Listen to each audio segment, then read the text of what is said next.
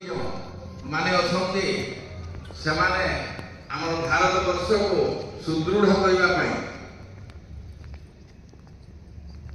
आप्राण चेष्टा लगी पड़ी। भारत वर्ष जो गणतांत्रिक राष्ट्र सरकार होची आमे गठन करुचे तेणु सरकार पूर्ण दायित्व सरकार किपरि चलिबो सरकार दायित्व है जे जो पंचवार्षिक योजना माध्यम सरकार आमर शिक्षा स्वास्थ्य गमनागमन यहीटा को समान सुदृढ़ करुछंती। जहा वर्तमान आमर शिक्षा व्यवस्था आमर समग्र भारत वर्ष रे वर्तमान सबु देश तुलन में आज अग्रगति लाभ कर।